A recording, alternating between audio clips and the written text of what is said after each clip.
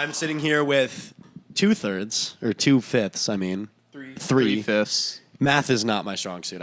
Well, we're a mathcore band, so we got you covered, baby. Yeah. There you go. This Circuit. Hi. The headliners of this year's BadFest, and just got a couple questions for y'all to kind of introduce you to everybody here. First question I would like to ask is, how would you, if at all, classify the style of music that you guys make? We're not a metal band. We're not a metal band. Not a metal band. All right. Bad. Best.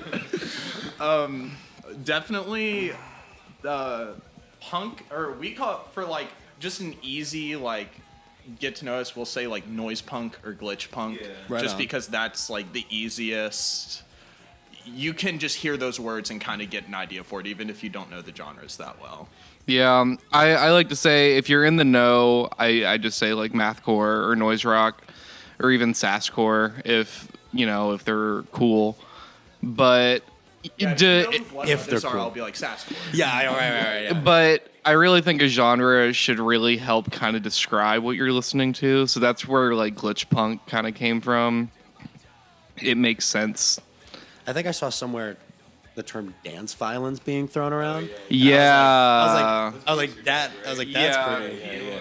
Like I just found out about that during tour, and also Jake writing dance violence on the snare and like raising it up during. Yeah. Lily from PS You're Dead came up with that term, and we didn't realize like that. She actually did completely come up with that term because it was just she needed to put something on Bandcamp, so she's like, "Fuck it, dance violence." So that band actually came up with that term, and then we heard that and we're like, "Yeah, I want to be called that." So Yeah, You're like, "That's we got sick." Lily made a playlist, like a Spotify playlist that she just called Dance Violence Gang, and we were put on there. So we saw that as our way of saying, oh, okay, we can get away with calling ourselves Dance Violence. We're cool. So we love that term a lot. Yeah. no one Yeah. knows what it means when we say it, but we should love it. I didn't know what it meant when I first like read it somewhere. I think it was like on like a Spotify like bio or something. But then I was like, but it makes perfect sense though. Like it's yeah. No, like it's a perfect description of our sound and PS You're Dead sound. Once you hear it, you get it. But, Right, like, yes. you kinda just have, I can't describe it to you. I can be like, we scream over dance beats, but like that's about it.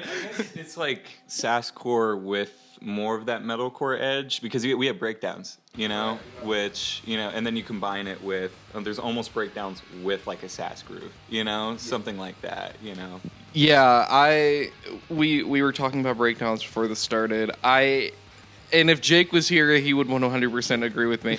It's about the groove. It's about making Amen. people move. Amen. And, I'm not going to write a breakdown. Well, we have one. I don't know why I'm going to lie. That's just so slow. And just like you can't even, like, I don't even know where to begin to mosh to it. But that's the point of it. But like right? exactly, Yeah, even yeah. the one that's so slow, it's still like the focus is on the bass and the groove of the bass. Yeah. So even though it's super slow and that's easily our slowest breakdown, that's off EP2 by the way. The EP2 coming soon. yeah, Ish. but even then, like it still has that kind of groove. It's just a lot slower than typically is. But like there's Right. still something you can like hold on to with it. Yeah. Nice. Perfect. Yeah. Just letting it hang. Yeah, I'm not doing that. Yeah. And then another kind of polarizing thing about the band that at least I've noticed is the kind of message of surrounding media that you guys kind of have, like with the pamphlets at the shows on the tables and stuff, and just like the whole aesthetic you guys have built. I was wondering what is that kind of message you guys are trying to Is that polarizing? That's some tea. Had no idea. That's all you. Yeah, well, I mean, I saw that a different band. I think it was actually Sea Space Cowboy or something passed out zines, and I was like, that's really cool.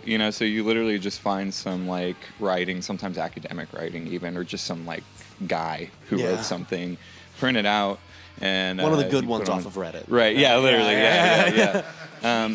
We get all of our aesthetic from the deep dark depths of 4chan. Yeah, right, yeah. But I guess for me, like, there's a lot of bands that have like a politics, of course, right? Yeah. But there's not a lot of bands that have a politics that actually like, kind of matches their sound. It's just that like a band that happens to have political lyrics.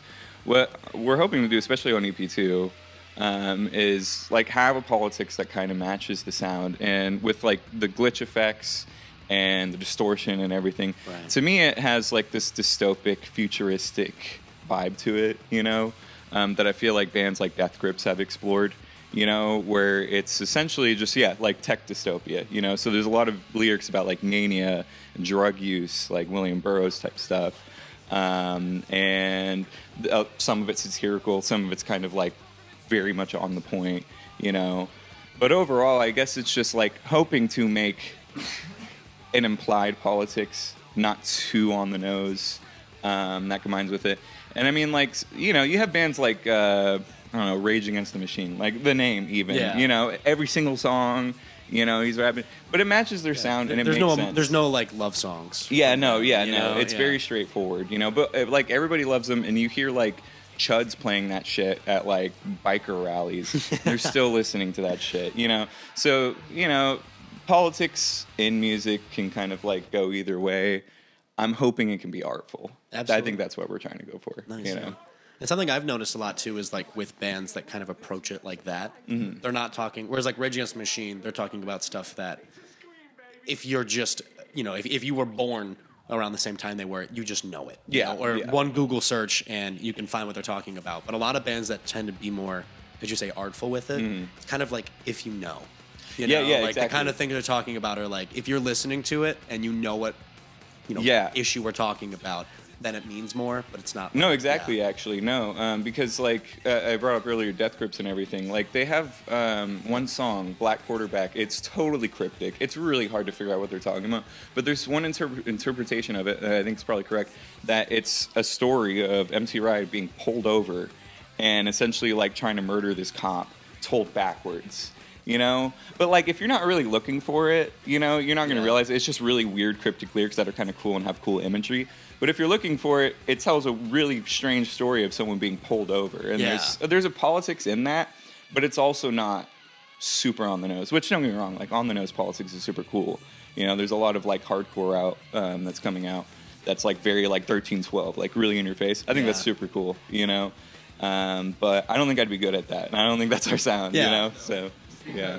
Also, I think like what you were saying is also kind of just a longevity thing, because like as much as I love Rage and like take a huge inspiration from Rage, some of their lyrics are like, it's of its time, and you kind of listen to it knowing like this is of its time, and that doesn't make it any less good, but it's still like, I can tell this band's from the 90s at some points, and I don't ever want to be that. I really don't want to date ourselves with like very specific politics. We're very big on lyrics that are cryptic enough that like you can figure it out if you really sit there, or like maybe you can't even figure it out at all and you just apply your own meaning to it, and that's just as valid as whatever we had intended, because at the end of the day, as long as you find like the connection in it, cool. And if you get like the message we intended out of it, cool. If you get like your own thing that's similar but like kind of changed, cool as well. It really doesn't matter, and that kind of just gives it more of a staying factor. Right, yeah. Nice, I do want to say it. I also don't want it to be apologetic, though. It's still unapologetically political, you know? It's not like, I don't want to offend anybody, that's why it's cryptic or anything. It's really not like that. Like, you know, like it'll be explicit on stage, you know, and it's going to be aggressive, you know, and things like that still. So, it's not cryptic to like neuter it or anything, right? You know? To water it down. It's just to there are just different ways of exploring. Give it more of a nuanced politics. Yeah, right? Yeah. Hopefully, exactly. Yeah. So nice, because I mean, like with Rage, I mean they've got songs that are like, I remember when this happened in 1995. You know, and they have like I forgot what song it is. It might be One Track or something, but it's literally like a bunch of footage of Chairman Gonzalo from Peru, from Shining Path, who was just like this like really strange like communist terrorist group in Peru. It's super dated now, Like, it's Yeah. really strange that they have that video. Whenever you watch it, it's such like a niche 90s politics thing. Kids getting into you them know? today aren't gonna know who they are. Dude, it's just some guy in jail. Like, it's literally like a video of a dude in jail. And he's like, they literally, the guy in power at the time, who's very fascistic, Fujimori, he literally made him wear one of those cartoon, like, black and white striped prison outfits. And he made him, like, hold onto the bars and shit, like a cartoon, you know? They have that in a video, you know? And it like, whenever you see that, like, it did age pretty badly, you know, all things considered. So Trying to avoid that. Yeah, as much as you pretty can, much. yeah. You know, not that like, but everything they were saying pretty much is still cool. I don't know about the apologetics for Shining Path or something, but like, Right. still, you know, like they're going for it. You know, maybe that was a moment to have something more cryptic. Yeah. Something like that. Pull the you know? reins a little bit. Yeah, there, yeah. So yeah, speaking of just writing the cryptic lyrics, and I heard some snippets earlier. EP2, very very excited for that. How's everything been going with that? You guys went on tour earlier this year. You've been playing some amazing shows. I mean, as far as I can tell, the reception from EP1 has been nothing but stellar. It shocked us for sure. Yeah. Yeah, EP1 was an accident. Yeah, I love that. I love that. EP1 is technically unfinished. And we were just like, I'm tired of waiting on this. Let's just put it out. 'Cause Right. Who's gonna care? Cause fuck it. Yeah. Yeah. It's literally like, no one's gonna care about Very this. much And like a COVID baby too. Yeah, it was a COVID baby. COVID baby. So Alright. Casey and I started writing the songs like in late 2019, and that spilled into early 2020. And then by that point, we had met Cade and Jake on the way. We still didn't have a bassist, but like we were planning to do like our first show in like April of 2020, and nothing went wrong, and the world's been okay since then.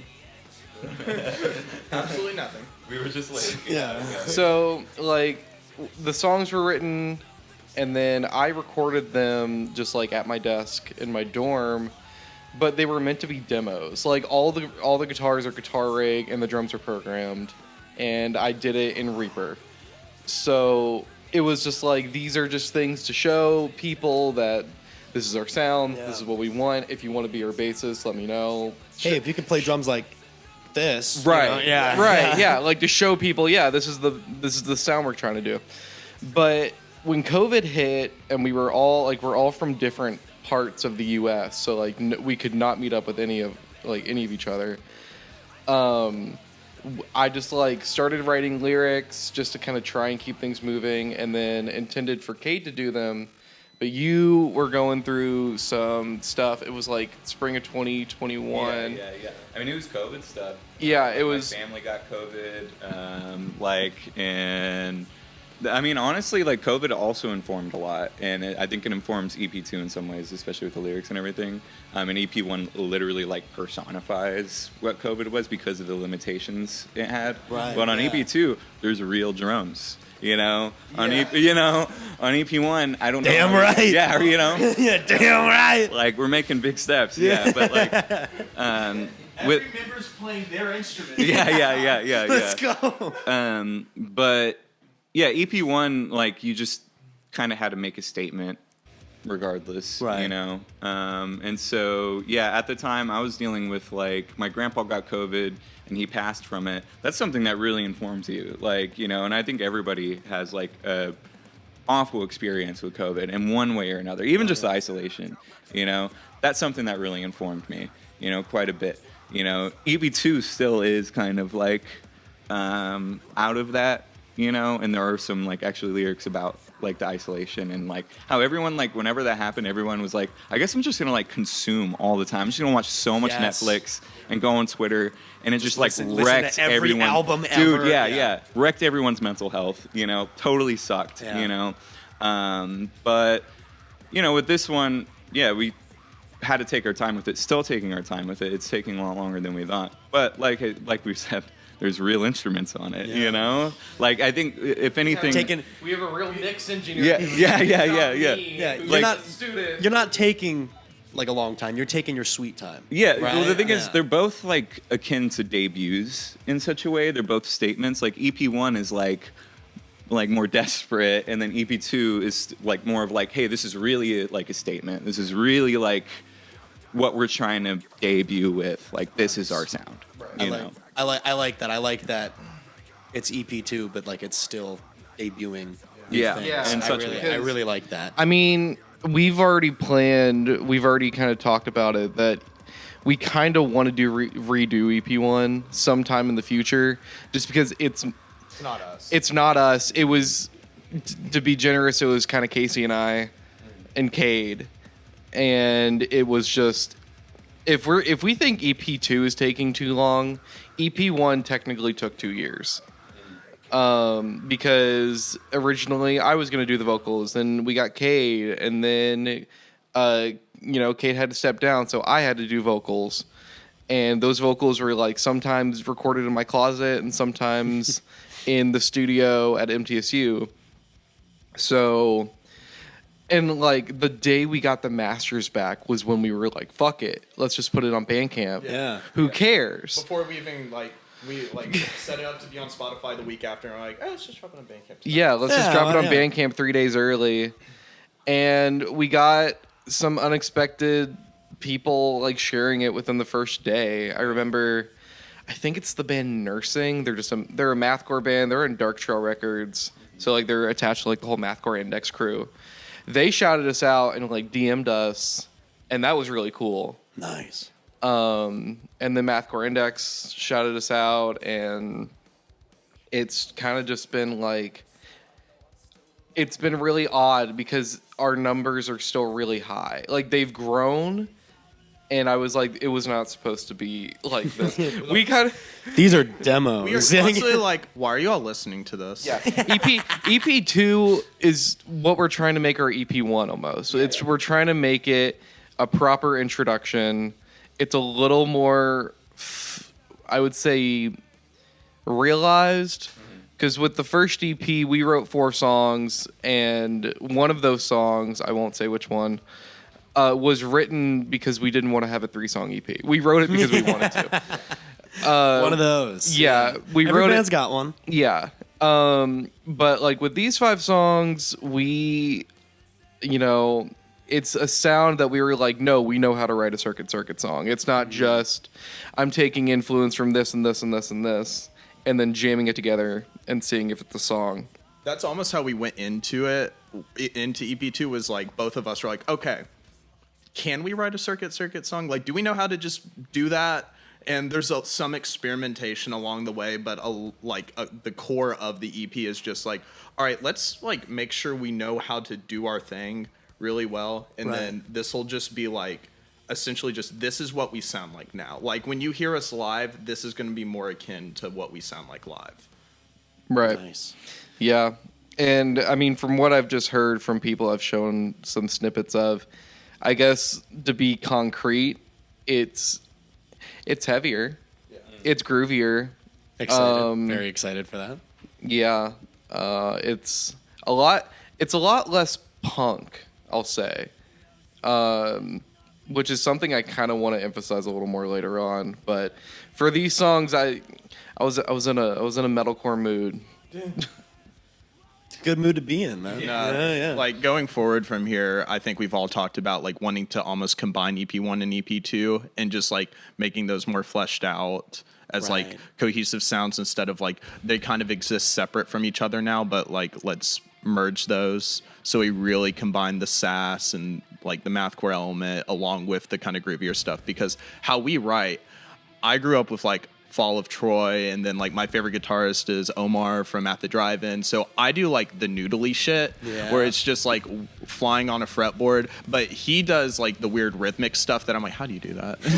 The time signature changes are him. I write the riff and I'll be like, hey, what time signature is He's this? like, dude, And I can't even count to 4, man. Like I can barely. I've learned time signatures from this band, so we're making big steps. Big steps now. I can actually find the time signatures to my own riffs now. It used to be I'd write it and hand it to Michael, be like, what's this in? He's like, this is in 3/4, you idiot. I'm like, okay, cool, thanks. You're like, yeah, it's missing something. You're like, yeah. Yeah, You're time like, signature. Yeah, you're like, yeah, that's exactly. It reminded me of the night that we tried to write typeface. Yes. An hour trying to actually tab it out. It's in 3/4. Because all of our songs are. I guess I'll say this. All of our songs are written in a tablature program that I just have. Really? That's how we document it. Like, it's great for documentation and playback. It's just a general MIDI noise. And what's great about it, and this is a little producer secret with how EP1 was made, Tabit, which is what I use, it's like from the fucking 90s. You can export the MIDI from a track, and then you have the MIDI file. So I would take the drum track, and I would tab out all the drums, and you can also like change the velocity of each note. You can, have multiple on one line, all that shit. And I would export that MIDI, put that into Reaper, and then set that up with like Easy Drummer drums, and there you go. You have a drummer. Wow. So, yeah. Anyway, I remember we spent it was like 45 minutes, maybe an hour, trying to write down the opening riff of Typeface. Because I was like, is this in 3/4? Is this in 4/4? Are these triplets? I think we thought it was in 7/4 for a good bit. For a good bit. We it was a real test of the band. Learning experience. I have actively become a better guitarist through this band just because I'm like, oh, this is how you write stuff like this. Because you had to be. Yeah. It's like, oh, I gotta learn. He writes shit, be like, well, I gotta learn to play this now. All right, let's go. Dude, this sounds sick. I'm playing what part? One riff in Words of Mouth. We say it's in 4/4. Because it adds up to 4/4. It adds up to 4.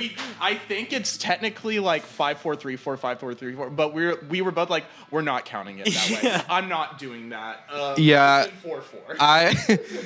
Yeah. I think it's 4? Yeah. No, like genuinely, that's the one where we're just like, I think That was it works in 4/4, so we've kept it in 4/4. that was also the moment, whenever we started doing our first practices, we got so fucking stuck on Words of Mouth, I remember. Because none of us could, it's so oddly syncopated. And then Jake would be like, okay, what's the count? And I'd be like, Great question. yeah.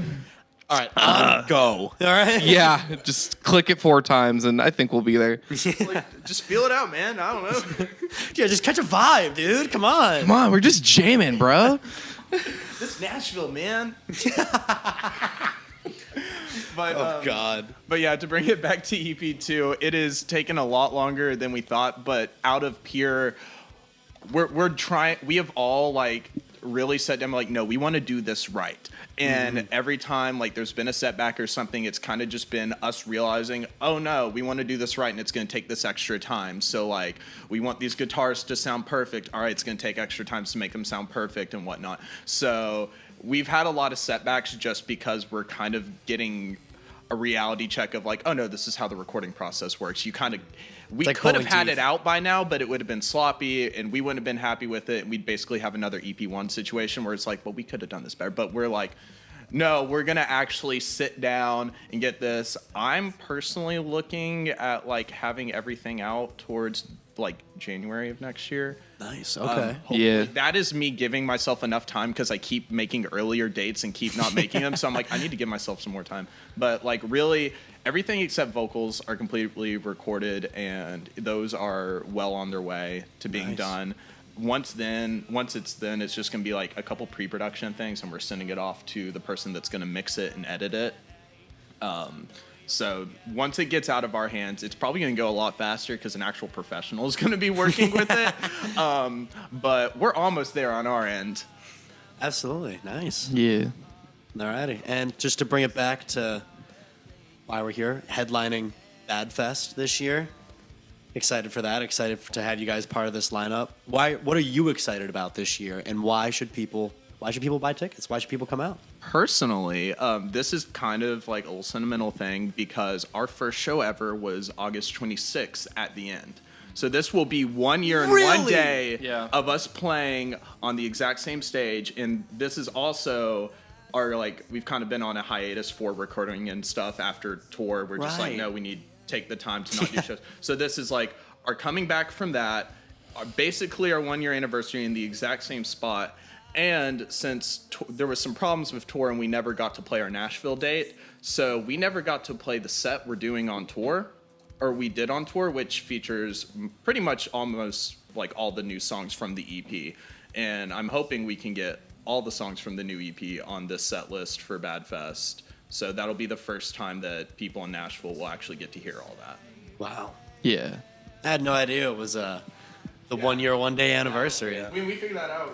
Because originally it was a different day, and then you changed it to that, and we were all like, Yeah. oh my God, yay. It was going to be in October, and some things fell through, and we were just. Yeah, I remember. making a I song. remember us seeing the date, and we were like, "Wait, that's like Is that 1 year? at the end? Oh shit!"